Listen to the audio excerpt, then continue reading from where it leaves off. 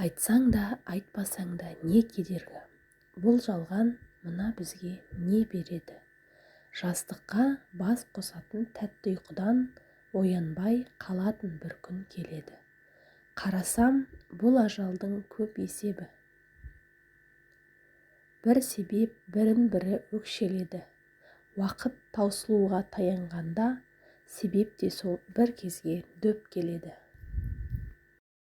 Біреулер өтер жолда бара жатып, қоштасар ойы болмас санада түк. Ойға алған жерлер не жете алмайды, күтпейді енді оларды жаңа бақыт. Ауру ертіп кетер енді бәрін, санайды жатып алып күн мен түнін. Жаутаңдап қарап жатып қабырғаға, осылай үзіп алар өмір жібін.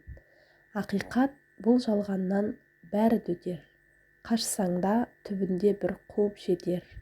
Бір күндік жарық сәуле ең бастысы, өлген соң қалғанының бәрі бекер. Күтпейді ажал сенің шешіміңді, білмейді ол аяуменен кешіруді. Ауаңды демалғанда соңғы жұтым, қағады бір күн келіп есігіңді. Күпірлік көпсінгенді жөн көрер, көкірегі көктегі айға тең келер. Қанағат жоқ құлқынанда бір мысқал, жерде өмір сүріп жатыр пенделер. Жаратқанның берген бағын кем көрер, тоғарлар аярлықпен күн көрер. Тобасы жоқ ауыр жүгін күнәнің, артып жатыр арқасына пенделер. Тойымсыздар барды жоққа тең көрер, көктен жұлдыз аламын деп сенделер. Шүкір айтып барға разы болмайтын, көбейіпті иманы жоқ пенделер. Тәубешілдің жаны ауырса емделер, бағы жанар жолы ашылып жөнделер. Мың асқанға бір тосқанның барлығын, тек ұмытпай жүрсе шіркін пенделер. Егер Алла сенің маңдайыңа осал еркекті жазып қойса налыма, онда ол саған Алланың берген сынағы деп қабылда. Алла сынақты тек сүйген құлына береді, демек ол саған берілген сынақ.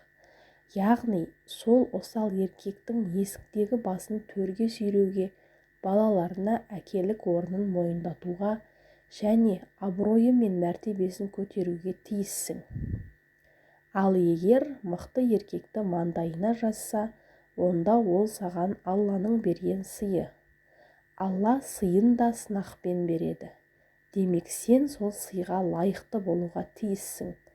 Яғни мықты еркектің төрдегі басын есікке қарай сүйремеуге, оның абыройын сақтауға және мерейін үстем етуге міндеттісің. Міне, осы айтқандарды орындай алсаң, Алланың разылығына бөленерің сөзсіз. Қазақта әркім өзінің шыққан тауының биік болғанын қалайды деген сөз бар.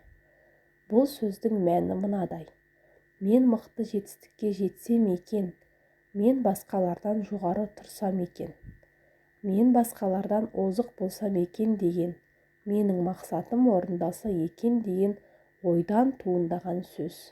Армандамайтын пенде жоқ, бірақ арманына жете алмайтын ғана пенде бар. Алла адамды жаратқанда алдына мақсат қойып, сол үшін тырбанып еңбек ету үшін жаратқан. Ал оңай жолмен орындалған мақсатты хайырсыз еткен, сондықтан алдыңа қойған мақсатты нәпсі үшін, тәкаппарлық үшін болмасын. Мақсатың отбасыңның, отаныңның, жанашыр ағайын туыс, дос бауырларыңның игілігі үшін болса, онда сенің әр қадамыңа Алланың нұры жауары сөзсіз. Қолыңнан келсе, жаныңда жүрген жандарға сәл де болса қуаныш сыйлауға тырыс. Сен басқаны қуантсаң, Алла сені қуантады. Сенің кішкентай ғана жасаған жақсылығың ертеңгі күні Алладан 1000 есе алғыс болып қайтары сөзсіз. Адам баласын жек көрушілікке, сенбеушілікке душар еткізетін жағымсыз қасиет бар, ол күмән.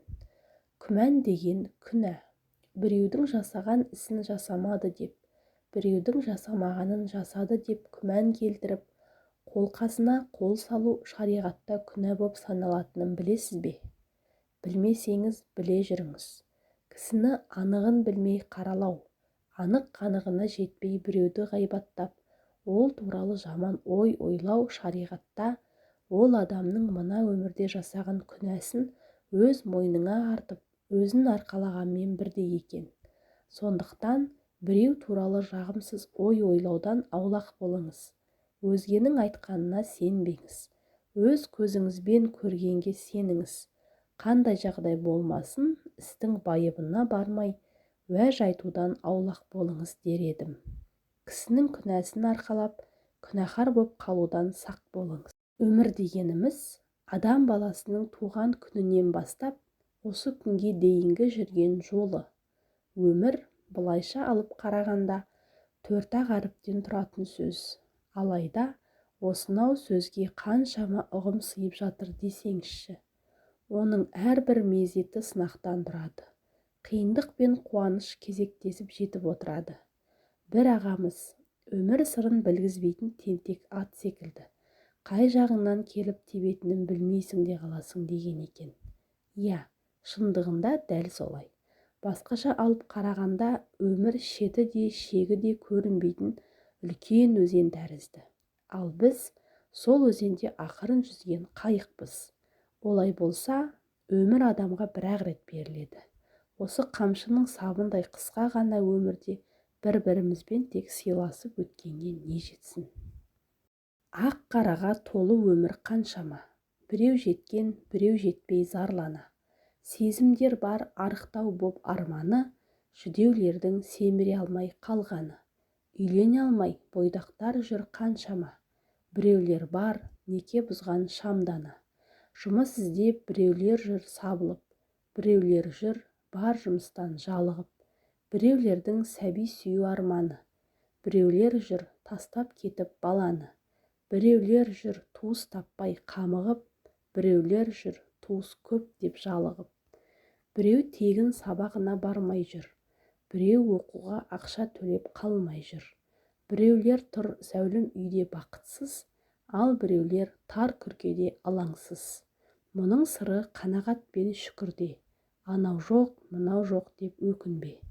Жоғалтқан соң ішін удай ашиды, бағалайық барымызды тіріде. Қазіргі заманда біреулер сен жайлы жақсы сөз естісе, жасыруға тырысады. Ал сен жайлы жаман сөз естісе, таратуға тырысады. Ал сен жайлы ештеңе естімесе, ойдан құрастырады. Адамдарды жақсы көріп, ал дүниені пайдалану керек. Әлем сол үшін тығырықта. Біз керісінше дүниені жақсы көріп, адамдарды пайдаланудамыз. Қазақта жақыннан жат жақсы деген сөз бар. Кейде осы сөздің арасында да жаны бар-ау деп қаласың. Жақыныңа қанша жерден жақсы боламын десең де жақпайсың, қадіріңді білмейді.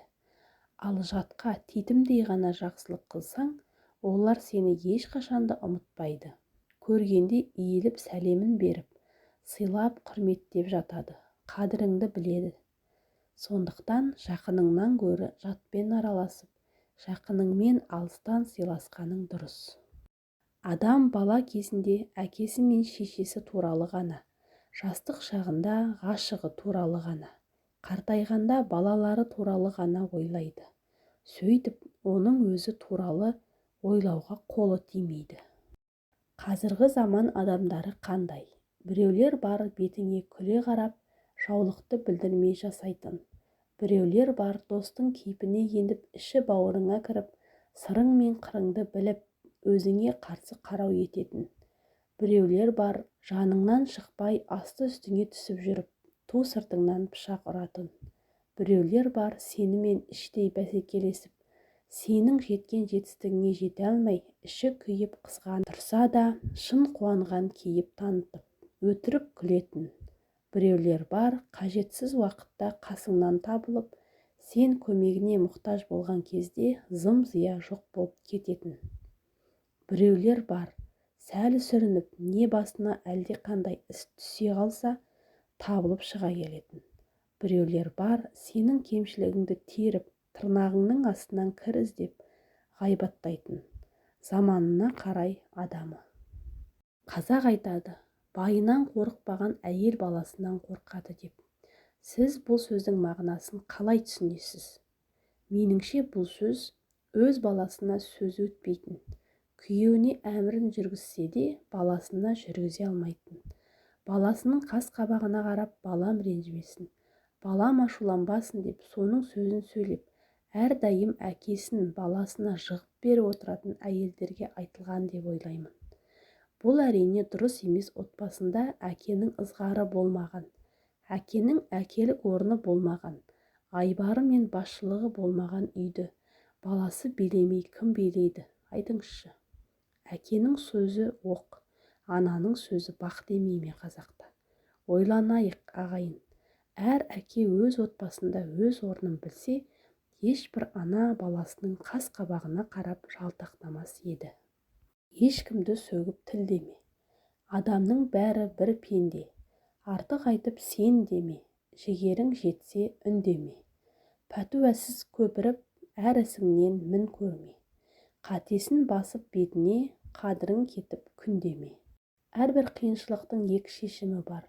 Біріншісі сабыр, екіншісі дұға. Құрметті оқырман, видео ұнаса лайк басып, комментарий қалдыра кетіңіз. Және де каналымызға тіркеліп алуды ұмытпаңыз.